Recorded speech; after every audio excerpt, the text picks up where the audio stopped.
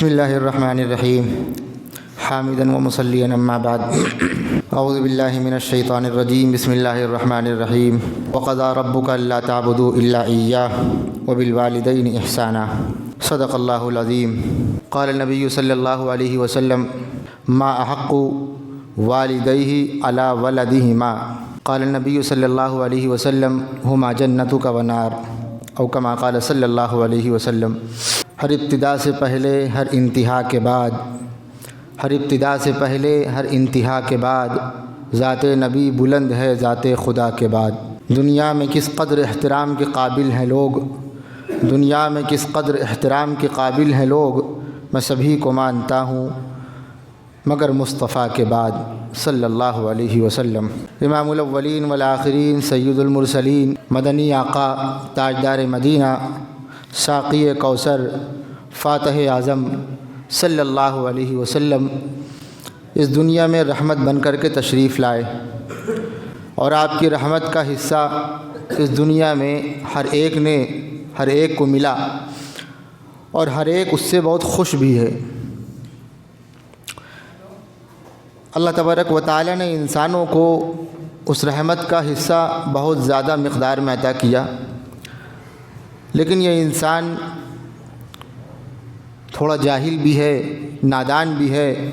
یہی قرآن کہہ رہا ہے وَكَانَ الْإِنسَانُ عَجُولًا، بہت جلد باز بھی ہے۔ یہ جلد بازی میں ایسی غلطیاں کر بیٹھتا ہے جس کی وجہ سے ہماری ذات سے اس ذات کو تکلیف ہوتی ہے جو ذات رحمت للعالمین ہے، اور اس ذات کو تکلیف دینا اور اس ذات کو تکلیف پہنچانا، اگر کوئی آدمی یہ کہے ایسا ہے جیسے اس نے اپنے باپ کو تکلیف دی یا اپنی ماں کو تکلیف دی، یہ بہت چھوٹی بات ہے۔ بلکہ سب سے بڑے اللہ تبارک و تعالیٰ کے بعد اگر کوئی ذات ہے تو جناب محمد رسول اللہ صلی اللہ علیہ وسلم کی ذات ہے۔ ہماری ذمہ داری ہے کہ ہم سرکار دو عالم صلی اللہ علیہ وسلم کی تعلیمات کو سیکھیں۔ امام الاولین والآخرین نے کس موقع پر کیا چیز بتائی ہے اس چیز کو سیکھیں اور سمجھیں، اور یہیں پر بس نہیں، اپنی اولاد کو بھی اس سے آشنا کریں۔ اگر ہم نے یہ کام نہیں کیا تو جناب محمد رسول اللہ صلی اللہ علیہ وسلم بڑے خفا ہیں، بڑے ناراض ہیں، اور بہت سخت انداز میں یہ بات کہہ رہے ہیں کہ آپ کو عذاب دیا جائے گا۔ اے اللہ کے نبی صلی اللہ علیہ وسلم، میرے مرنے کے بعد ہم نے تہجد بھی پڑھی ہے، اشراق بھی پڑھی ہے، اور پانچوں وقت کی نمازیں بھی پڑھی ہیں، اور الحمدللہ ہم عالم بھی ہیں، مفتی بھی ہیں، قاری بھی ہیں، حافظ بھی ہیں، اور ہم نے سال بھی لگایا ہے، چلہ بھی لگایا ہے، ہم جماعت میں بھی چلتے ہیں۔ اے اللہ، عذاب کیوں ہوگا؟ ہمیں کیوں اس کی تکلیف دی جائے گی؟ کہ آپ نے پورا صحیح طریقے پر کام کیا نہیں۔ یہ بات کوئی عالم کہے، کوئی مفتی کہے، ہم اس پر انگلی اٹھا دیں گے۔ آپ حافظ ہو گئے، اپنے گھر کے ہو گئے، آپ عالم ہو گئے، اپنے گھر کے ہو گئے، مفتی ہو، اپنے گھر کے ہو، ہمیں آپ کی بات یہ تسلیم نہیں ہے، جبکہ یہ بات سرکار دو عالم فخر کائنات جناب محمد رسول اللہ صلی اللہ علیہ وسلم نے خود ارشاد فرمائی، اور مجھے یقین ہے مانو گے تم اصول کی بات، مجھے یقین ہے مانو گے تم اصول کی بات، یہ میری نہیں ہے، یہ ہے رسول کی بات صلی اللہ علیہ وسلم۔ امام الاولین والآخرین جناب محمد رسول اللہ صلی اللہ علیہ وسلم ایک صحابی کی عیادت کو گئے۔ جب آدمی بیمار ہوتا ہے، بیمار کی جب ہم عیادت کرنے جاتے ہیں اس کو ہم کہتے ہیں بیمار کی عیادت کرنے جا رہے ہیں، اور جب کسی کا انتقال ہو جائے تب بھی لوگ جاتے ہیں، کہتے ہیں اب کیا کہیں اب کہیے ہم تعزیت کرنے جا رہے ہیں۔ یہ اردو کا لفظ ہے۔ ہمارے ہاں معاملہ یہ ہے کہ ہم بڑے پڑھے لکھے ہیں، لیکن جب کسی کے سامنے بات کرتے ہیں تو آدمی سمجھ جاتا ہے پانی کتنا ہے۔ مثال کے طور پر ایک جملہ ہم لوگ عام طور پر غلط بولتے ہیں، اور بڑی شرم آتی ہے جب کوئی آدمی سنتا ہے پڑھا لکھا، کہیں گے آپ مین کام یہ کر لیجئے، یہ کام جو ہے بہت مین ہے، ہم لوگ بولتے ہیں۔ اور کسی پڑھے لکھے سے پوچھئے یہ بتائیے یہ مین کام ہوتا ہے، یہ مین کام ہوتا ہے، کہیں گے نہ یہ مین کام ہوتا ہے، اس کو انگلش میں مین کہتے ہیں، اہم۔ ہم لوگ بول رہے ہیں مین کام یہ ہے۔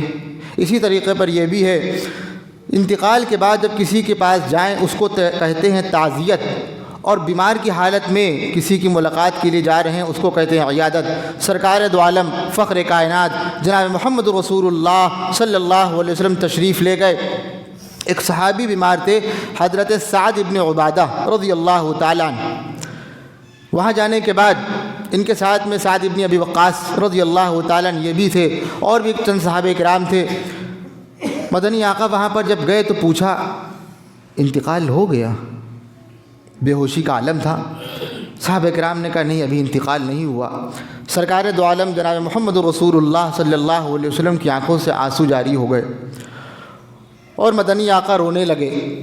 جب صحابہ کرام نے مدنی آقا کو روتے ہوئے دیکھا، آنکھوں سے آنسو کی جھڑیاں لگ گئیں اور آنسو بہہ رہے ہیں، صحابہ کرام بھی رونے لگے۔ یہ تھا صحابہ کرام کا ادب، مدنی آقا جو کریں گے ہمیں وہی کرنا ہے۔ لیکن سرکار دو عالم جناب محمد رسول اللہ صلی اللہ علیہ وسلم نے جب یہ منظر دیکھا، آپ نے ایک جملہ کہا، الا تسمعون، الا تسمعون، سنو سنو، ان العین تدمع والقلب یحزن، کہ اللہ تبارک و تعالی نے جو آنکھیں دی ہیں اس سے آنسو بہیں گے اور دل غمزدہ ہوگا، لیکن اللہ تبارک و تعالیٰ اس پر گرفت نہیں کریں گے، آپ کی پکڑ نہیں کریں گے۔ کہیں گے پکڑ اس بات پر ہوگی کہ آپ کی زبان اگر جاری ہو گئی اس کام میں جس کام کا حکم مدنی آقا یا پھر رب العزت والجلال نے نہیں دیا ہے، کہیں گے وہ کیا ہے؟ کہیں گے آدمی اول فول بکنے لگے، آنکھوں سے آنسو نکلیں گے، یہ محبت کی علامت ہے، اور دل غم زدہ ضرور ہوگا۔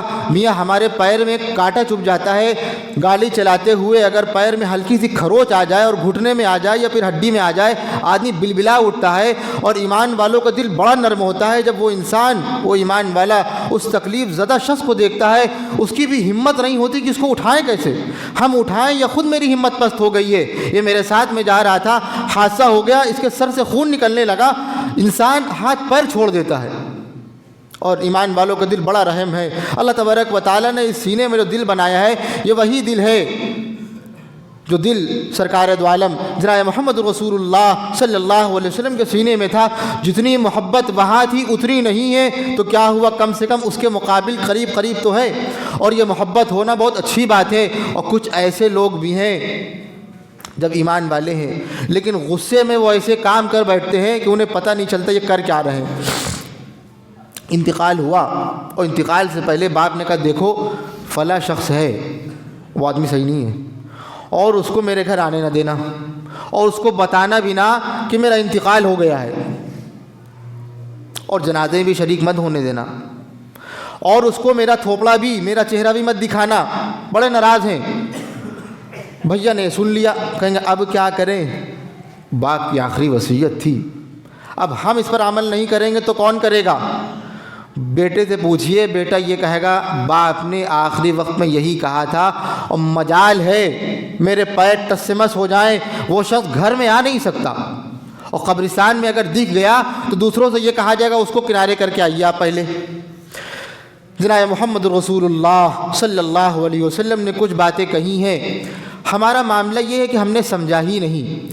ہمارے سامنے منتخب احادیث ہے، بڑی جامع کتاب ہے، ہمارے سامنے فضائل اعمال ہے، فضائل صدقات ہیں، یہ کتاب ہمیں پڑھنے کی فرصت نہیں ہے، ہندی میں بھی ہیں، اردو میں بھی ہیں، طرح طرح کی زبانیں میں ہیں، اور ان تمام کتابوں سے بڑی اہم کتاب وہ ہے حیات الصحابہ، جس کو ہم جانتے ہی نہیں ہیں۔ ہمارے ہاں یہ کتاب آ تو جاتی ہیں، جب ہم نے چلہ لگایا، وقت لگایا، ایک جوش آیا، کتابیں لا کے رکھ دیں، پڑھ نہیں پاتے ہیں، اور جب کوئی آدمی کوئی بات کرتا ہے تو کہتے ہیں یہ بات غلط کہہ رہا ہے، جبکہ اسی کتاب سے اخذ کی ہوئی ہوتی۔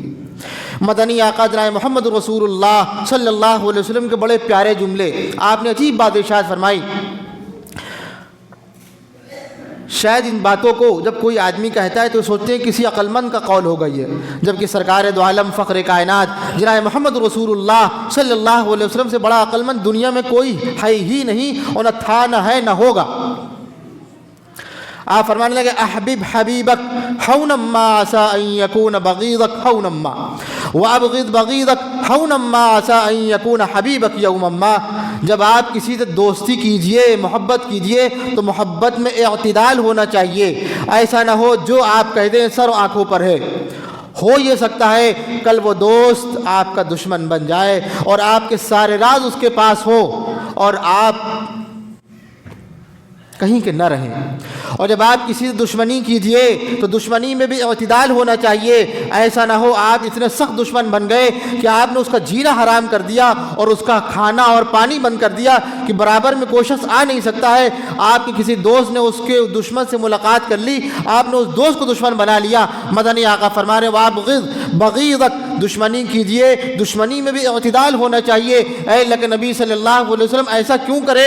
اس نے میرے باپ کو تکلیف دی تھی، اس نے میرے سامنے میری ماں کو تماچے مارے تھے، میرے آج بھی اتنا غصہ ہے، میرے ہاتھ میں اگر گڑاسا ہوتا تو اس کا سر اس کے تن پر نہ رہتا۔ مدنی آقا فرمانے لگے ہو سکتا ہے کل یہ آپ کا دوست بن جائے، تب آپ کیا کریں گے؟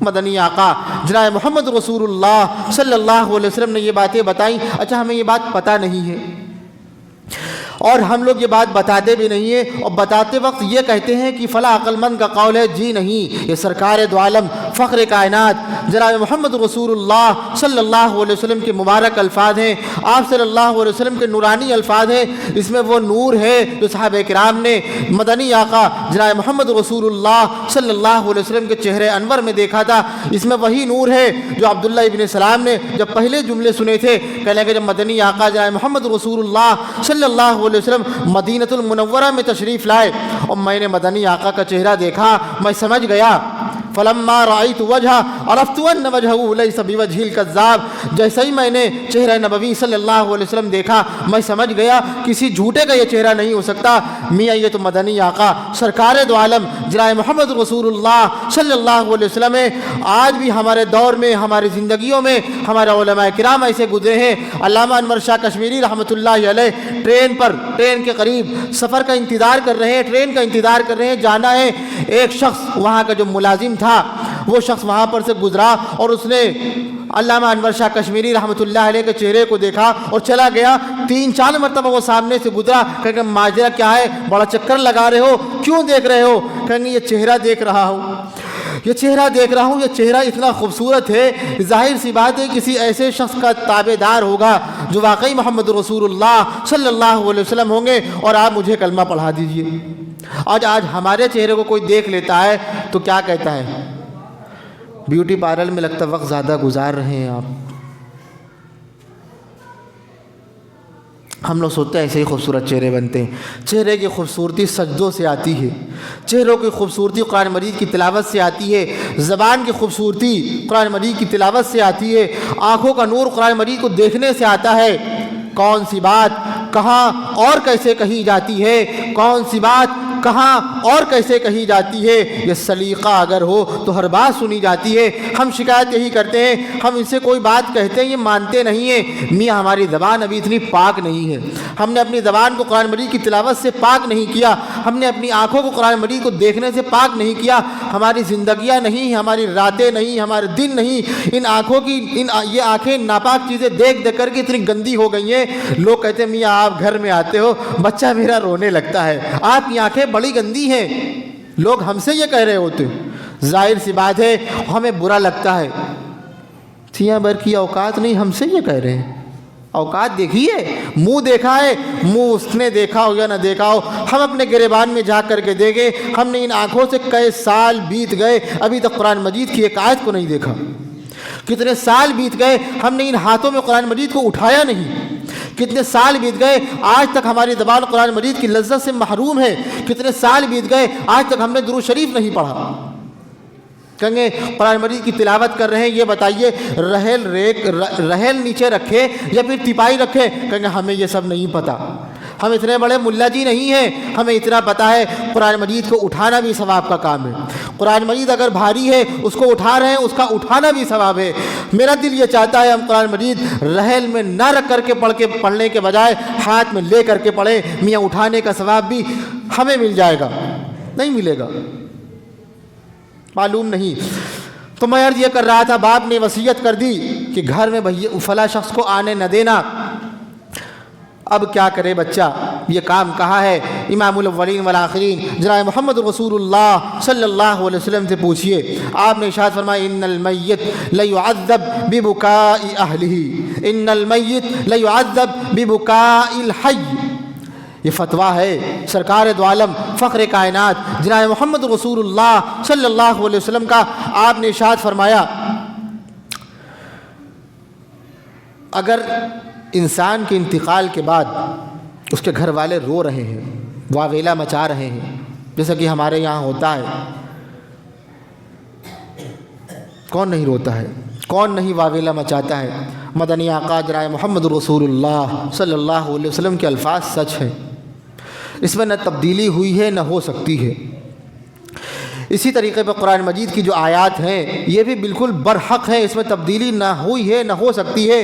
برسوں فلاسفہ کی چنا و چنی رہی، برسوں فلاسفہ کی چنا و چنی رہی، لیکن خدا کی بات جہاں تھی وہیں رہی۔ لا تبدیل لکلمات اللہ، اس میں فرق نہ آیا ہے نہ آ سکتا ہے۔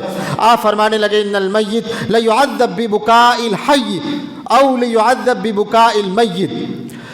امام الاولین والآخرین جناب محمد رسول اللہ صلی اللہ علیہ وسلم نے ارشاد فرمایا میت پر عذاب ہوتا ہے مرنے والے پر اگر اس کے گھر والے اس کے مرنے پر روئیں۔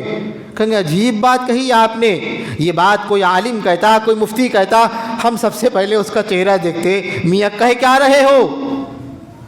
یہ تو مر کے چلا گیا، جو گناہ کر رہا ہے رونے کا کام اس کے گھر والے کر رہے ہیں، میاں عذاب ان پر ہوگا، مرنے والے پر ہوگا۔ کہیں یہ فتویٰ ہے سرکار دو عالم جناب محمد رسول اللہ صلی اللہ علیہ وسلم کا، سچ تو یہی ہے۔ اب یہ بات نقل کر دی کس نے پتہ ہے؟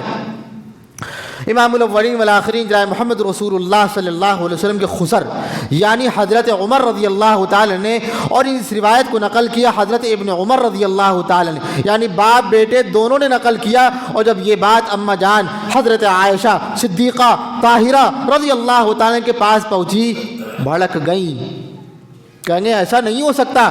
وَلَا تَزِرُ وَازِرَةٌ وِزْرَ أُخْرَىٰ، انسان پر جس چیز کا عذاب ہوگا جو وہ کر رہا ہے اس کا ہوگا۔ قرآن مجید کی گواہی دے رہا ہے ایسا ہو نہیں سکتا کہ مرنے والا مر جائے اور عذاب اس پر ہو، اس کے گھر والوں کی وجہ سے گناہ گھر والے کر رہے ہیں۔ امام بخاری رحمۃ اللہ علیہ نے ان دونوں باتوں کی تطبیق کر دی، کہنے لگے مدنی آقا سے جو بات سنی تھی فاروق اعظم نے، انہوں نے غلط نہیں سنا تھا، سچ یہی سنا تھا، اور اماں جان نے جو بات کہی ہے وہ بھی سچ ہے۔ معاملہ کیا ہے؟ صحیح کس کو مانے؟ کہیں عجیب بات ہے، صحیح وہ بتائے گا جس کے پاس علم ہو، جس کے پاس مدنی آقا کے الفاظ ہو۔